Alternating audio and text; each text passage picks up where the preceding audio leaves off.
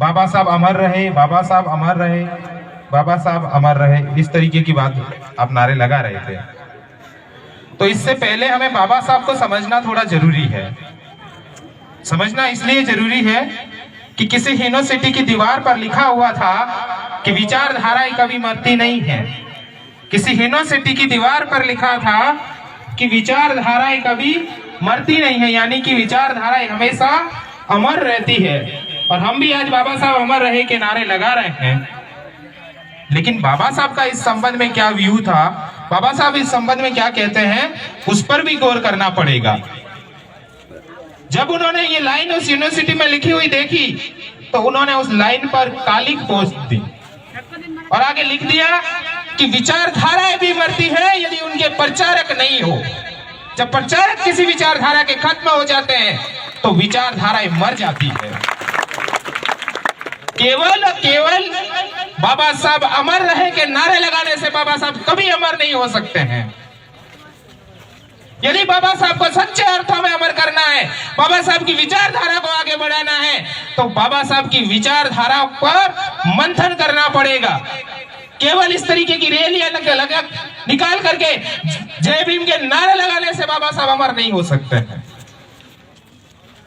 इससे कई सारी विचारधाराएं उसमें मिल करके घालमेल कर देगी। आपको पता भी नहीं चलेगा कि बाबा साहब की विचारधारा क्या, असली विचारधारा क्या थी और बाबा साहब क्या चाहते थे, कौन सी विचारधारा को बाबा साहब अमर करना चाहते थे, उसका आपको समय के साथ में पता नहीं चलेगा। और इसलिए ये बात मैं इसलिए नहीं कह रहा हूं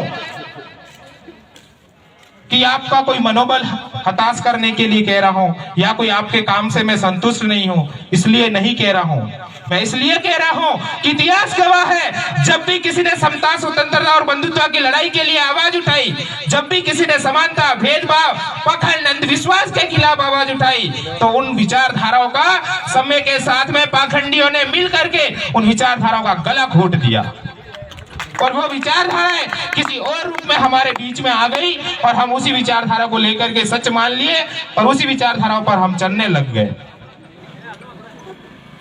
चाहे वो तथागत बुद्ध हो, चाहे वो संत कबीर हो, चाहे संत रैदास हो, इन सब ने स्वतंत्रता, समता, बंधुता, भाईचारे की लड़ाइयां लड़ी, ऊंच नीच के खिलाफ में आवाज उठाई, पाखंड, मूर्ति पूजा, अंधविश्वास के खिलाफ में आवाजें उठाई। लेकिन अंततः क्या हुआ, इन तमाम महापुरुषों की विचारधाराओं को मूर्तियों में बदल करके जय जय जय करने के नारों के अंदर बदल करके रख दिया गया। और यही बाबा साहब की विचारधारा के साथ में वर्तमान में खेला जा रहा है। बड़ा दुख होता है कि जिस बाबा साहब ने अपने 4 बेटों का बलिदान इस समाज को ऊपर उठाने के लिए कर दिया हो, जो समाज सदियों से पिछड़ा हुआ हो, जिसको छूने तक से पवित्र हो जाते हो, जिसको किसी सार्वजनिक तालाब से पानी पीने की अनुमति नहीं हो, जिसको किसी मंदिर के अंदर प्रवेश की अनुमति नहीं हो, दूर की बात तो इतनी थी कि कोई पास में से होकर के गुजर भी नहीं सकता था, ऐसे समाज के लिए बाबा साहब ने वो तमाम अधिकार दे दिए जिस अधिकारों की वजह से आज हम इस मंच पर बैठ करके मंथन करने के काबिल हुए हैं। लेकिन बाबा साहब ने ऐसे ही ये काम नहीं कर दिया। बाबा साहब ऐसा काम क्यों कर गए, आप और हम तो नहीं कर पाए?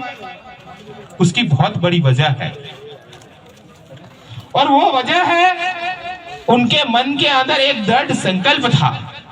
दृढ़ संकल्प क्या था, उन्होंने एक ठान लिया था, एक